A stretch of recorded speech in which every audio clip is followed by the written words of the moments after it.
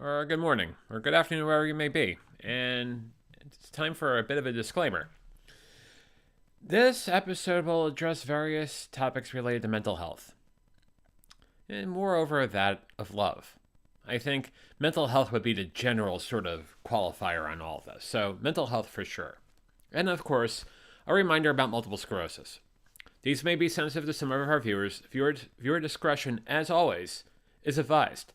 We remind you to please consult your doctor, your mental health professional, your outreach group, your sponsor, or specialist before adopting any change to your dietary, physical, and/or mental health regime.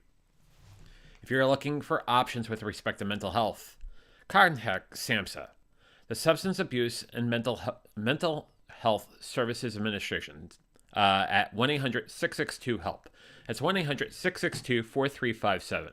The service is open 24/7, 365. And it's a confidential free information service for individuals and family members facing such stressors.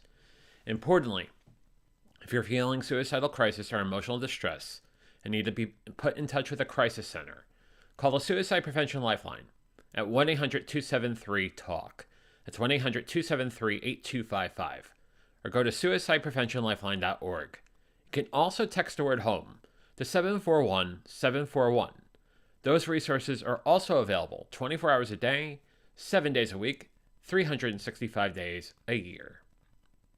And then it wouldn't be a disclaimer unless I talk about something that has been prevalent in my mind over the last year, but quite frankly, the last 11 years. In that of multiple sclerosis and demyelination. The National MS Society is a collective of passionate individuals who want to do something about MS now, to move together towards a world free of multiple sclerosis. Multiple sclerosis is comprised of unpredictable and often disabling flare-ups of the central nervous system. Such flare-ups disrupt the flow of information within the brain and between the brain and the body. The National MS Society is the largest private funder of MS researchers in the world, investing more than $1 billion to date. MS stops people from moving, but the National MS Society exists to make sure that MS doesn't.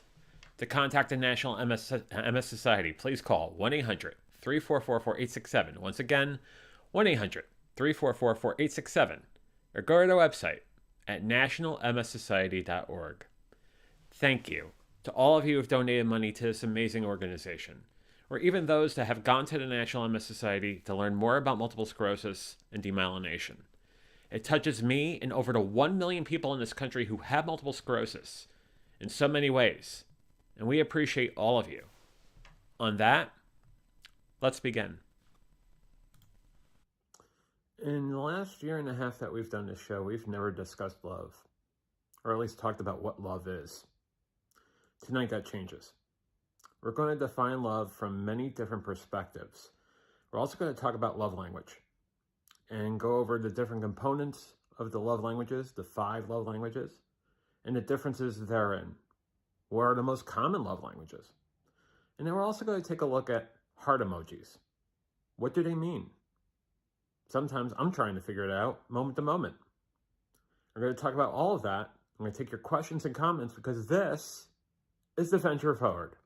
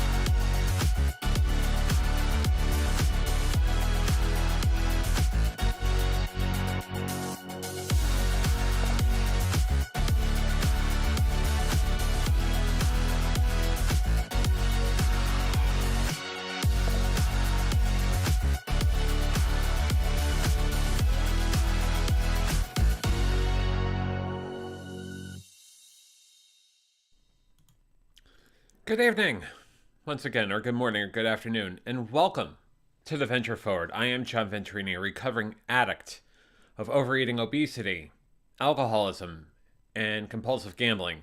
And it's an honor and pleasure to see all of you on YouTube, Facebook, and Twitch this evening.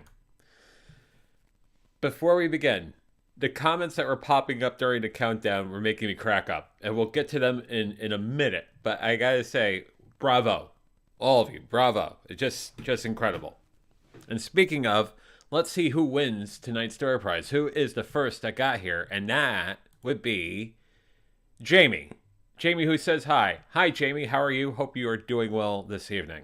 We have Sammy over on YouTube who says, hey, everyone. Hey, Sammy. Hope you're doing well.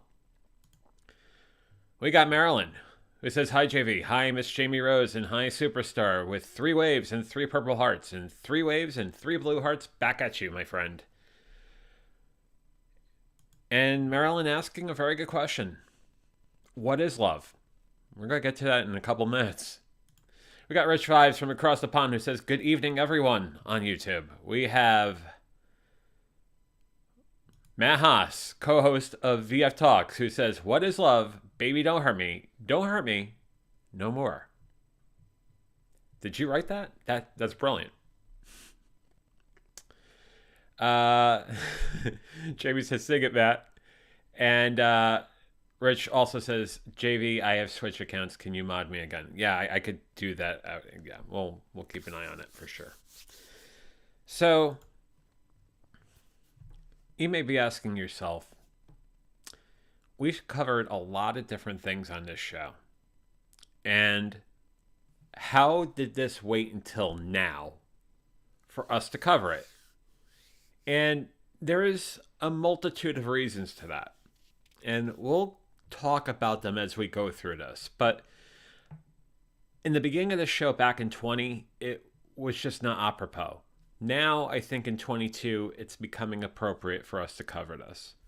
Not only from my story, but from the story of others that I have seen. So it's okay to have a conversation about this. I really think, given that it's February, Valentine's Day, nothing better than to have this conversation for sure. So let's get at it. So what are we talking about tonight? We're talking about some initial thoughts. What is love? Oh, baby, don't hurt me. Don't hurt me no more. The Webster's definition, the cultivation of love, the love languages, love versus lust, love and mental health. We'll go over what certain love emojis or heart emojis actually mean. We'll cover the February 4th journal entry for the language of letting go. And then we'll talk about what is on the next episode of the Venture Forward, which won't be for a week and a half.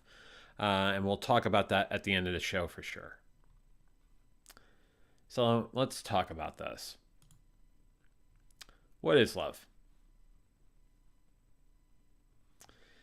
Some thoughts before we begin. Some people don't use the word love much, but they may have varying degrees of love for another person in many kinds of relationships. Tonight's conversation was born out of my journey over the last 2+ years. But truth be told, this is an ongoing exploration and discussion of what love truly is for me, based on some educated sources, but also based on what I've experienced. So we will get to some definitions, but I will also kind of pepper in some stories as well within all of this. Tonight, we cite sources from Very Well Mind, Mind Body Green, Good Therapy, and the dictionary. But my caveat is always the same. Consult your therapist or support group because they may be another bona fide resource for perspective in all of this. Let's see. It's a birthday month for Rich. He says, I love you guys. We love you, Rich, for sure. And Jamie says, I love all yous. And Marilyn said, love is in the air. For sure, love is definitely in the air. And we got Sarah that says, hi all. Hi, Sarah. How are you? So what is love? And This was based on a couple of articles over in Very Well Mind, but also some research I've done on myself, and also Zick Rubin, who has the three elements of love, and we'll talk about that in a second. But love is basically a set of emotions and behaviors characterized by intimacy, passion, and commitment. When we think about love, we usually think about the positive emotions that come out at first, and that of the happiness, the excitement, the life satisfaction, being smitten. You know, ever used the word smitten? I don't think I used the word smitten more than, falling in love for the first time. I'm smitten. And euphoria. But it can also result in negative emotions such as jealousy and stress. If the constructs of the relationship aren't out of the gate set up for transparency and honesty, that can very well be the case. There are three elements. There's attachment, there's caring, and there's intimacy. When we say attachment, that's the need for mental and physical contact, but also approval. When we say caring, that's valuing the other's happiness and needs as our own. So basically working as a team, working as a couplet or what have you. And when we say intimacy, we're talking about private thoughts, feelings, and desires with the other person. The deepest sort of connection that we have. The types of love: friendship, infatuation, passionate love, compassion, unrequited love. The unrequited love, the unconditional love, is something we gravitate to a lot, in the sense that we do something for others without any sort of expectation for anything in return. I think having that sort of wholeness, that sort of love and care is at our core the most wonderful gift we could give. But I also truly think that at bare minimum, it is also our commonality as human beings and as members of this universe. When we say compassion, it's the trust and the affection, intimacy, and commitment.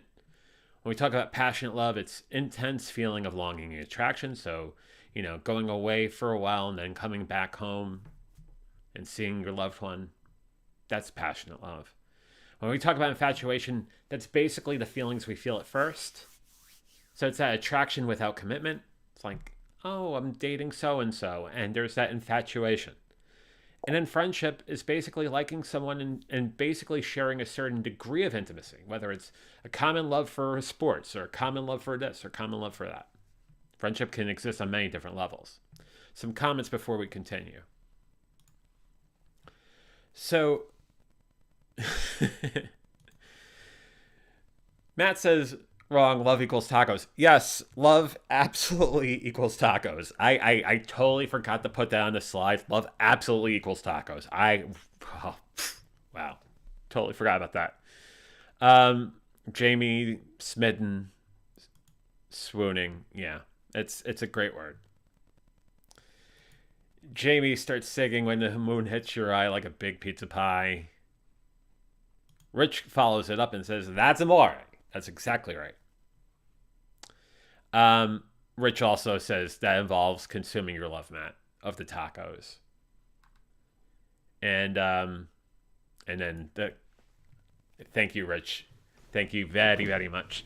Let's see what Mark has to say. Love is in the look of your family's eyes as they got their son and grandson back from addiction. Recovery didn't only just get my life back, it got theirs back too. Brilliant. That's brilliant. That is love. And we don't have to call it whatever kind of love it is. At its construct, at its fundamentals, that is indeed love. I'm going to bring that graphic back up for 1 second. The look in your family's eyes, getting your son and grandson back from addiction, that's worried about someone to an incredible degree, but then knowing that they're going to be okay. And the thunderclouds and whatnot are moving away because they have moved on from such addiction and compulsion. Love being the care for another human being, love being the care for our own family, love being the care for our own flesh and blood. That's exactly what it is. Thank you for saying that, Mark. I appreciate that. Big time. Laura says love with a red heart. And Jamie says, oh, Mark, that's nice. Good to see you, bud. Mark, that was just really, really great. Thank you, man. So those are the elements of love. Those are the types of love.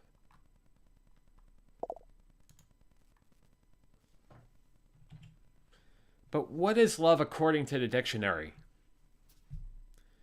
And yeah, there's 2 slides. And yeah, there are some things that may not be apropos here, but for the sake of completeness here, let's do this. Strong affection for another arising out of kinship or personal ties, a maternal love for a child, or an attraction based on sexual desire, affection and tenderness felt by lovers. In other words, after all these years, they are still very much in love. Or affection based on admiration, benevolence, or common interest, love for his old classmates.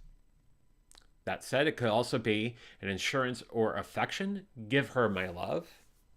So, in other words, hope she's doing okay, give her my love. It could be the warm attachment, enthusiasm, or devotion, so the love of the sea. It could be the object of attachment, devotion, or admiration. So, for example, baseball was his first love. So I was thinking about sports before. Baseball was his first love. Well, baseball is definitely one of my loves too. Losing, there we go, over there. 300, the 500 home run hitter is over my shoulder. Could be a beloved person, darling, often used as a term of endearment. How are you, love? For the British sort of definition, Rich can definitely tie to this, used as an informal term of address. But wait, there's more. It could be the unselfish, loyal, and benevolent concern for the good of another, such as the fatherly concern of God for humankind, or the brotherly concern for others. That's one way of looking at it. It could also be a person's adoration of God. It could also be love as a noun, a god or personification of love, so Cupid or Eros. It could be an amorous episode, like a love affair. It could be a sexual embrace, copulation, someone, they're making love, so to speak. If we're talking about tennis, the most passé of all these definitions, it's 0. Love, 0. In tennis, love is 0.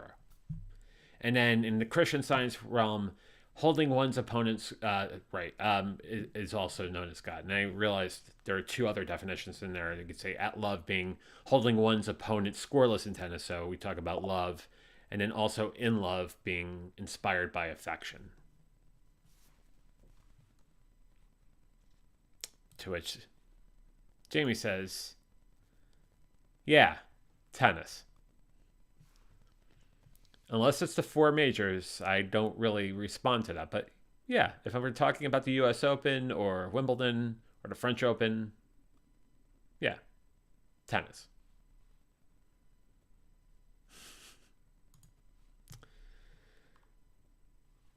Let's talk about cultivating love.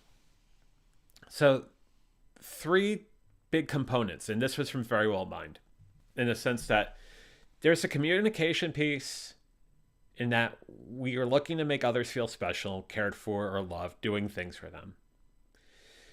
But also keeping in mind that we tackle conflict in the most healthy and positive way. So conflict, of course, is natural. Go back to Maine for a second. You have to be communicative.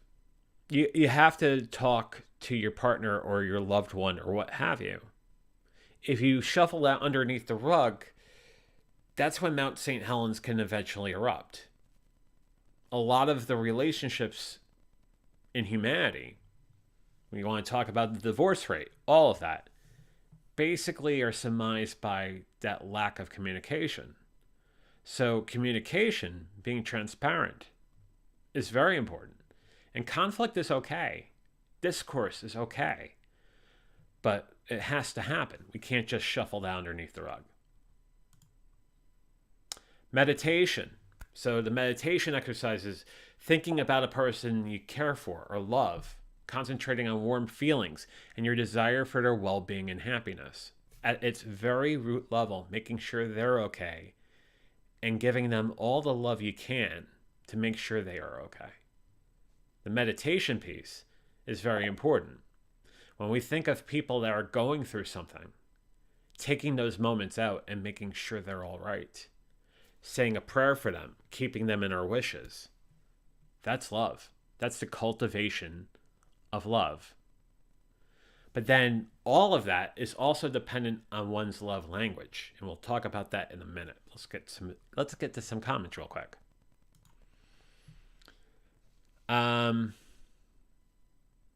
They're talking about Rich's show, which, by the way, shameless plug for Rich. Rich has a great show on Mixcloud Sundays at 2:00, Sunday Night Live. Definitely recommend. But if you have any recommendations, definitely reach out to him. He is fantastic. And Rich, thank you for joining us this evening. Let's go back to this. So cultivation of love. Let's talk about love language. There are 5 kinds of love languages: words of affirmation, physical touch, gifts, quality time, acts of service. That is in the order of commonality pursuant to studies that were done in the 2010s and the early 2020. I haven't got any numbers from 2021.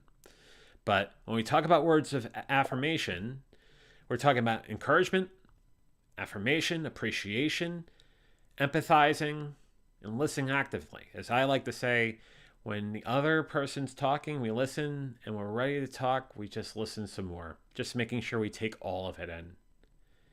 You know, the things we can do is send an unexpected note, something that they would not expect to see, a text or a card. Genuinely encourage early and often, I would say. Encouragement's very important with those that have a chief love of words of affirmation.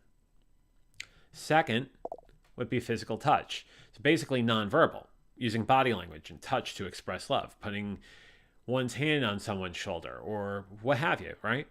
You'd be hugging, kissing, holding hands, showing physical affection often, making intimacy a priority. Making intimacy a thoughtful priority. You know, more times than not, when that starts to go away and that is the primary love language, you could tell that there's some work that needs to happen. There's some work that needs to be done. And we can't understate how important that is, especially when one loves that way. When physical touch is someone's chief love language, we must never lose sight of that. Receiving gifts. So basically thoughtfulness, making your spouse a priority or your loved one a priority, speaking purposefully, right? So the thoughtful gifts and gestures, small things. They don't have to be grandiose presents. Expressing gratitude when receiving a gift. So someone gives you something out of nowhere, thanking them profusely for it. You know, we didn't expect it. There it is. That's love. Quality time. So uninterrupted and focused conversations, one-on-one time, very, very, very critical. Basically, just taking time out of everybody's hectic schedule and creating special moments. Going for a walk. They may be special walks. They may be walks on the beach. They may be walks in the park. But stuff that are special. They're an escape. They're a respite where you can connect with the person you love. Doing small things with your partner. And also the idea of a weekend getaway, especially when it's done out of the blue and you know they're free and you know you're free.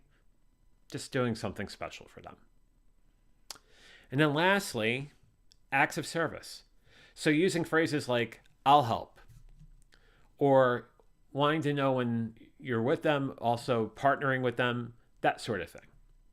Basically doing things for others, thankfully, and making them feel a lot better about something, especially when the task could be very arduous. Could be doing chores together, or making them breakfast in bed, or going out of your way to help alleviate their daily workload. Basically, making them realize that they have a partner in all of this. They have someone that's there that's willing to help and loving to help because they love. Going back to me. So, it's a very going through the list, you think, wow, I can resonate to one of those or two of those or what have you. But to have it on a slide like that really makes a lot of sense. Some comments I've seen up here.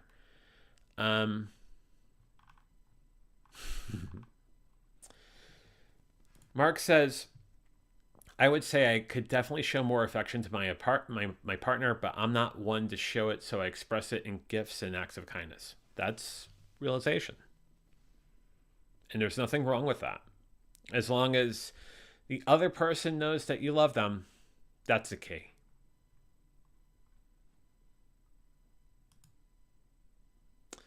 Jamie's nailed it right on the head. She says, don't need Valentine's Day to love your people. You should love your people all the time.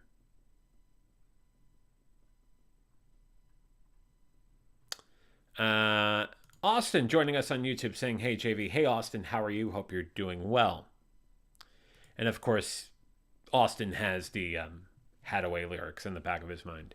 Also, you want to know, my side panel has the lyrics too. So much so that I can't even point in the right direction. Side panel, right?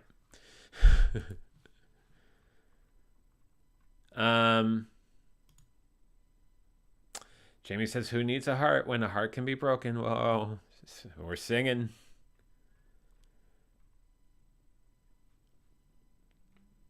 And let's see. That song plays at the store I work at every day, every single day. So that's why it's always there in the back of your mind. And given that we're talking about love tonight, there it is in front of me. That's awesome. So we know what the love languages are, but let's talk about something that can be confused with love more times than not. It may be the precursor of actual love, but it's worth discussing lust and what the difference between love and lust is. Love, this is from Good Therapy, by the way. Love is something that is cultivated between two people or many people and grows over time through getting to know them, him or her. Experiencing life's many ups and downs together involves commitment, time, mutual trust, and acceptance. But on the flip side, not necessarily the flip side, but maybe the precursor to it is lust. In the sense that we talk about sex-driven sensation, drawing people together initially, and it's fueled primarily by the urge to procreate. So basically, we're talking hormones. In idealistic infatuation, so it blurs our ability to see a person for who they truly are, and consequently, it may or may not lead into a long-term relationship. I would also say the further that relationship is far from a normal construct, it would definitely be something that can be led down a rocky road. But again, it's truly the precursor before what love can actually be, or love can actually become, rather. The ideal intimate relationship scenario is a balanced combination of the two, right? So lusting after someone is usually an early phase of a long-term partnership. And every now and then, we have to reignite it. And it's worth cultivating, especially when we're in commitment. So we can't let go of those components right away. And there must always be that sort of drive somewhere along that relationship.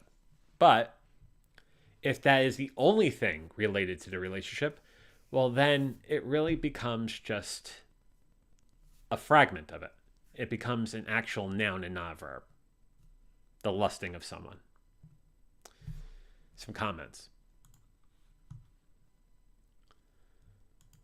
Austin says, love is something that I've been having a hard time going to recently. I've blocked a lot of people out due to my previous relationship, but I'm slowly opening up again, I think. Yeah. Yeah, if it means that you're protecting yourself from others and from things that could potentially harm you, the best thing you need to know, I'm going to bring your graphic up for 1 second. The best thing you need to remember is you have to drive that love for yourself first and foremost. You have to love you before you can love anyone else. I still am a big believer in that, and even in this conversation. So take care of yourself primarily.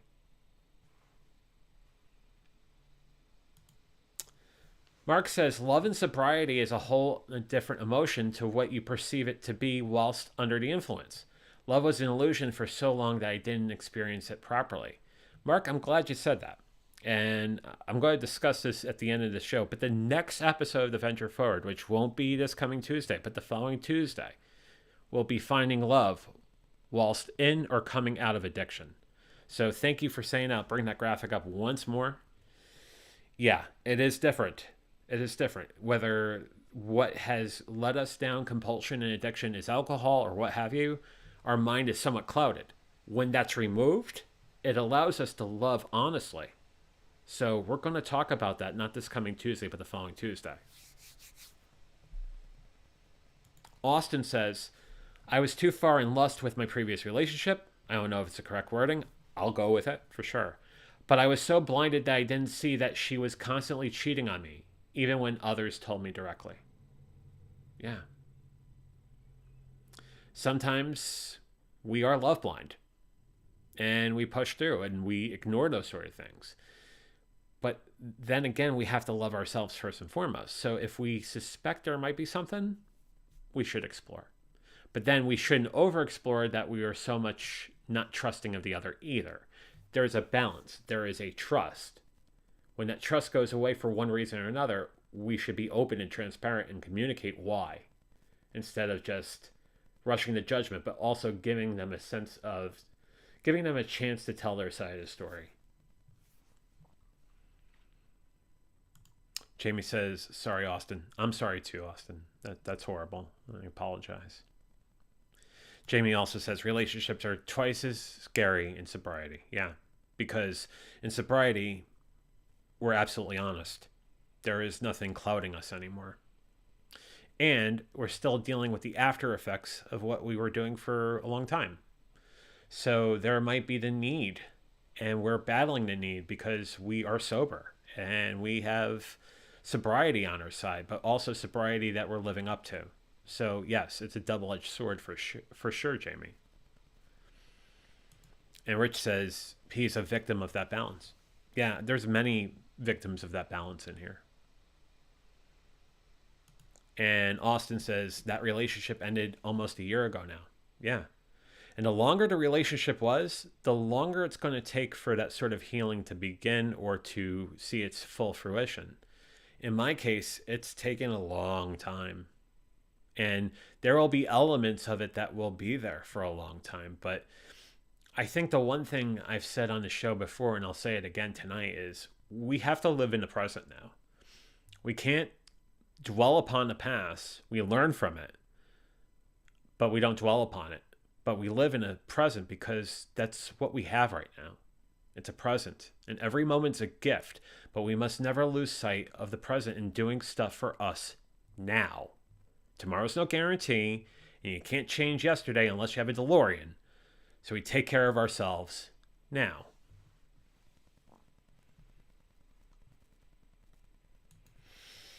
Rich said he was 2 weeks away, 2 weeks from marriage.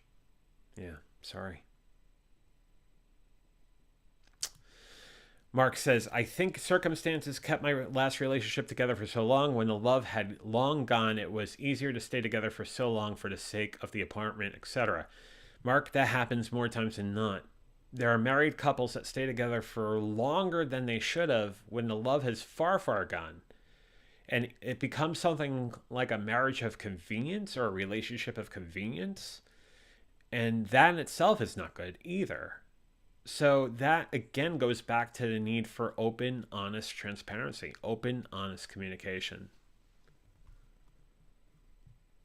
Austin says mostly he said there's something he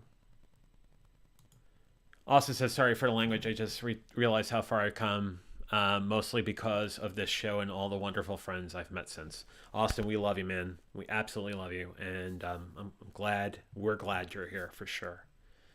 And Marilyn said it best. You're doing amazing, Austin. Stay on this journey. Stay on this journey without question. Jamie says, I gave to learn what healthy love is because I'll repeat this. I gave to learn what healthy love is because I didn't not grow up with great examples of love. So when we're growing up and we don't have the most functional of families or functional of environments, yeah, you're not going to have a clear example of what that is. So it's on us to kind of build that and to find it and to cultivate it and to basically become one with it.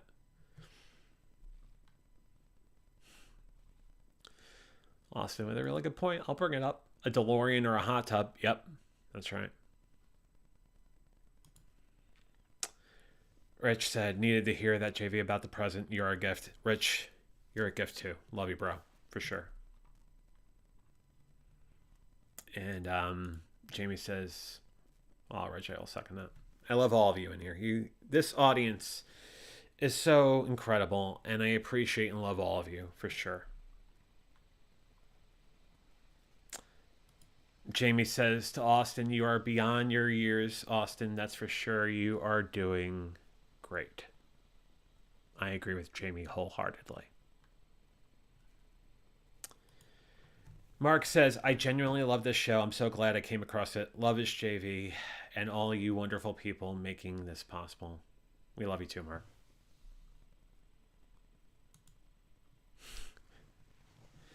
Jamie says, no wonder why you had to reread my message. It was hard to decipher. My apologies. Oh, don't worry about it. We got through it. It only took me 2 times. I didn't have to go to a third, so we're good. And Rich says, in fact, today I have taken first steps to look more after myself. God bless you, Rich. Thank you. And Rich, I'll say this again. We truly love you here, and I love you, man. You're a great guy. And yeah, that's making an appointment with a doctor and getting to those conversations and seeing what we have to do. Okay. So that's love versus lust. You know, the one solid concrete versus the precursor to that concrete, but also what that lust could possibly be. I think a very important thing, though, is we need to talk about what mental health's perspective is towards love. And I think there is no concrete answer to that. As far as the role of love in mental health, it is very far-reaching. Love for many different people means many different things in many different kinds of relationships, in many different kinds of realms, right? So it is far-reaching, and it requires a deciphering of what exactly is going on, no matter what sort of methodology that's being used. And again, I am not a therapist, but I know that you can go get a good therapist out of Psychology Today. You can go on to, sorry, I lost my voice for a second. You can go to BetterHelp and other sources to help you there for sure. There are a lot of online sources these days too. The fact that babies who are not shown love and affection in the form of frequent holding and cuddling may be developmentally delayed or ill, that's been proven in various studies. Feeling unloved is strongly correlated with feelings of low self-esteem and depression. Indeed. Where you're not getting that sort of reinforcement about love and being loved or even hearing an I love you. Yeah. People who both feel loved by others and who report loving other people tend to be happier. Yeah. I use the word a lot because I have become free with that. And I will say this, and I'll cut the main for 1 second. If your love language basically comprises of you telling people how you feel in various forms of love, and you get chastised about that, they can exit your life stage right in a second, because you have to live the best life you can possibly can. And if that involves loving others and telling people that you love them, do that. The one thing I'll say, which is, I can't believe I'm quoting this, but something that I grew up with in my family is you always, if you love someone, you always tell them that you love them because you don't know if you'll see them tomorrow. And I know that sounds very dire and macabre to a certain degree, but that's a lot of my philosophy in that. And when someone makes you feel warm and makes you feel loved and you love them, you should let them know. I think there's also something about, saying it 900 times in a conversation, but you should let them know. You should always let them know. Marilyn says, wow, there we go. You have to love yourself before you can love anyone else, but that's where it starts, without question. And Jamie says, yeah, we need to say more things that are left unspoken until it's too late. Yeah. One of which is, I love you. And Rich says, wow, this episode has really touched a nerve. Thank you for the addressing of this issue. Rich, I hope it has addressed a nerve that makes you realize that love is a very important thing. And I know I'm just stating for myself. I'm not stating for anyone else. But when I say I love you, I honest to God mean it. And Rich, I love you. Just like I love all of you in this room. For sure. And Jamie says, Marilyn, it's a hard truth of life. I'm getting there. That's going back to having to love yourself before you can love anyone else. But it starts inside. Your love, your faith, your care, your knowledge, your strength starts inside. You get that first, and then you can share that to anyone and everyone.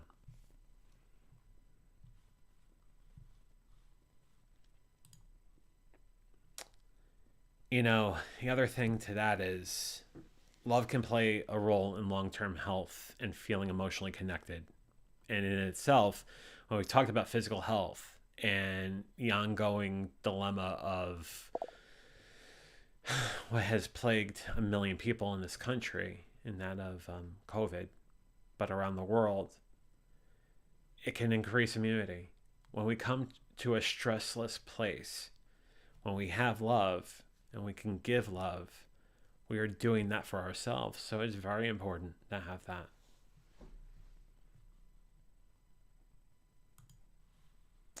Marilyn says, yeah, Jamie, and it will change your world. It's amazing. I used to think that I was selfish, but I know differently now. That love starts inside without question.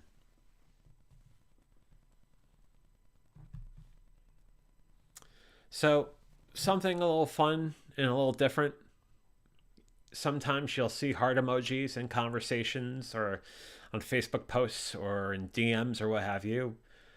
There's a good list of what each of those hearts mean. And I have a different take on some of them, and I'll talk to my difference. But let's bring that up. The red heart is the classical one. That's infinite passion. So you show someone red heart, that means you pretty much love them. When you show someone a yellow heart, that means that someone's happy and optimistic. It is the joy of life. When you give the green heart, that means reconciliation and friendship. You still like me? The blue heart means I have the fullest confidence in you. The blue heart represents the deepest felt friendship and loyalty between the two of you. Quick comment. I show the blue heart more times than not because, one, blue is my favorite color, but secondly, blue shows care. And when I show a blue heart more times than not, that means my care for you. And that's why you see blue hearts on this ticker down here. That's why you'll see a lot of blue hearts from me on Discord or what have you. So the blue heart definitely means that, and also care and compassion. The sparkling heart, something I don't use much. You're simply great. A sparkling heart is, means someone is doting on you. Persistence will be rewarded now. That sort of thing. Heart with an arrow, which I don't see much anymore these days, but it means Cupid hit you. So that's more of a Valentine's thing as we're coming close to it.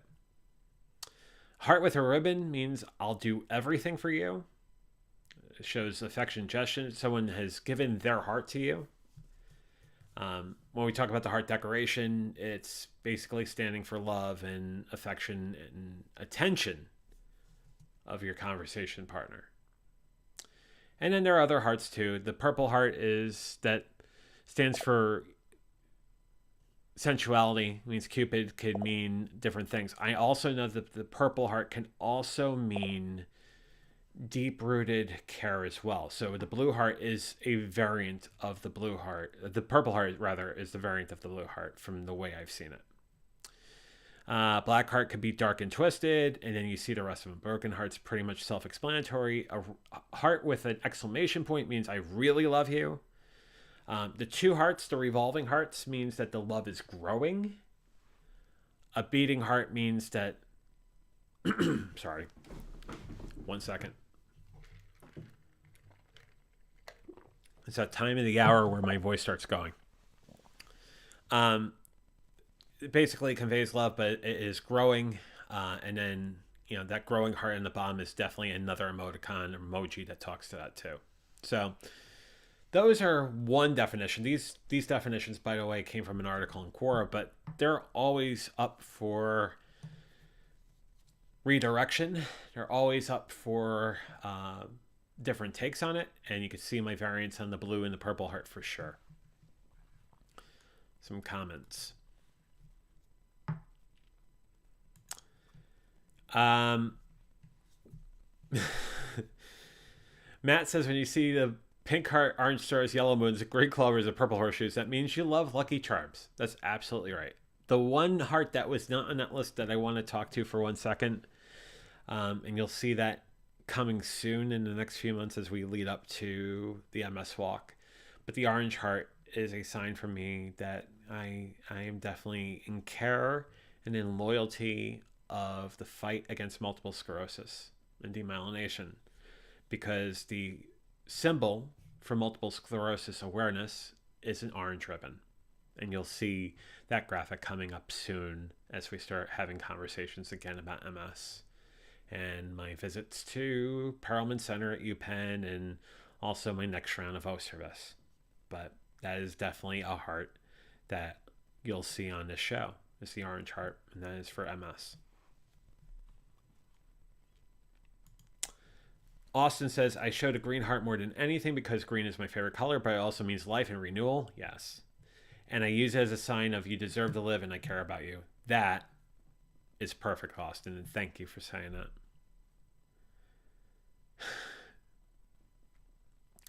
I'll show it. Jamie says, viewer discretion is advised. Bad joke time. I have a purple heart on. There you go. That's great. That's awesome. And it just came right out of my mouth too. Jamie with 6 orange hearts. Jamie, I love you. That was awesome. Thank you. And the purple heart can mean one of two things. It could be a care emotion from a feminine perspective. It could also mean somewhat sexual with care as well. So it can mean one of those two things. I could bring the graphic up for 1 second once again.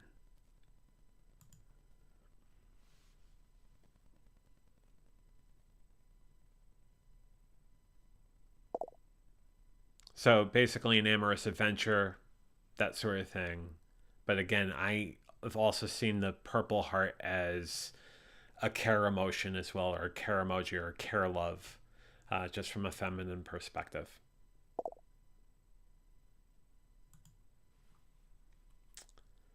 Saren joining us on Facebook, who says, hey Saren, hope you're doing well. And oh, this is good. Jamie says purple can also mean recovery, ALS support, and epilepsy support as well. So a purple heart, especially in talking about ALS and epilepsy, could very much mean that too. So it depends on the context clues. But those are 3 different definitions. And again, it just matters of what else is going on in that conversation. But before we start talking about the next episode, let's take a moment and talk about today's language of letting go. And today's language of letting go is rejecting shame. Shame can be a powerful force in our life. It is the trademark of dysfunctional families.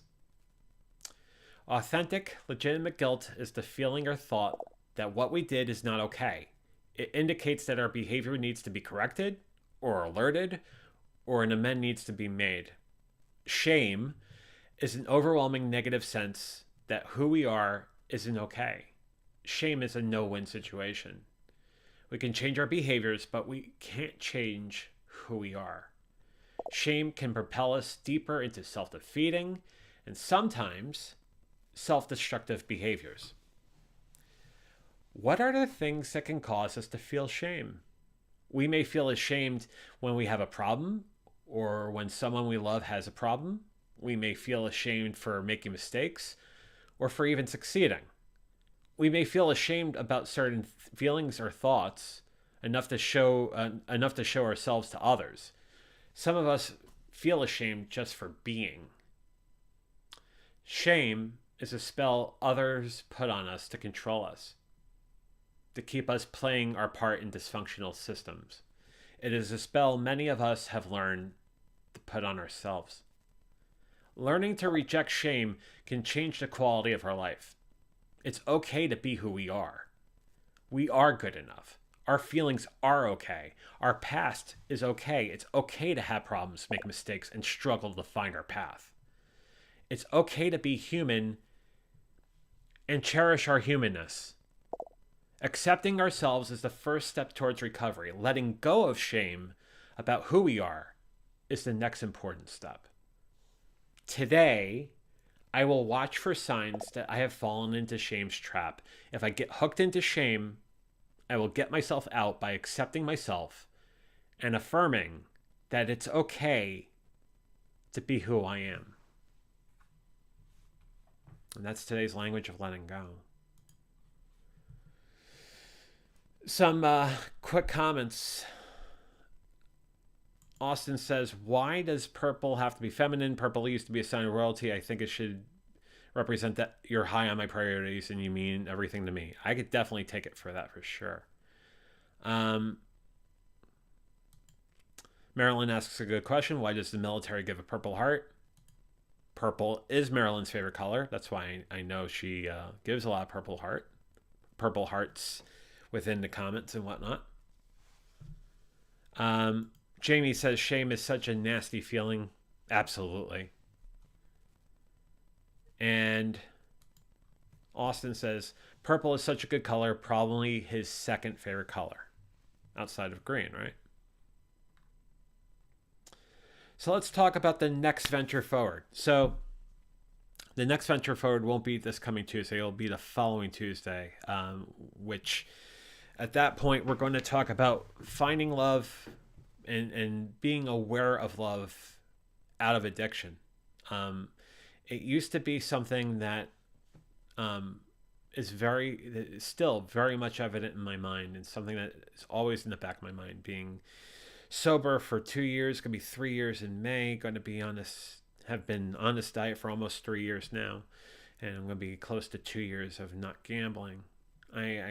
These are things that are fresh in my mind and something that I hold very much to. Doesn't mean that we can't find love, but there are things and hurdles that we have to be aware of in cultivating that love. And we're going to discuss that again, not this coming Tuesday, but the following Tuesday at 8 p.m. Eastern, 5 p.m. Pacific. Tomorrow night, we're going to do what we do every Friday and have an episode of VF Talks with Matt Haas and Paul Burke and all of you, this incredible community. It is the most fun time we have all week, and it is a show I enjoy doing because I enjoy hanging out with all of you. And that airs Friday nights at 6:30 Eastern, 3:30 Pacific. So the upcoming schedule is VF Talks tomorrow, VF Talks next Friday, and then Finding Love Whilst in Addiction the following Tuesday. You'll see that on the closing slide rather. Some final comments. Jamie says, blue be my favorite color, yo. Love you, Jamie. Austin with 3 green hearts. Yeah, it's your favorite color. There you go. And Rich says, I'm so there. Rich, love it when you're on, for sure. And Austin says, did you see that Sammy did a ripoff of VF Talks and even had Matt as a co-host? Yeah, that's adorable. Imitation is the highest form of flattery. Thank you, Sammy. Thank you very much.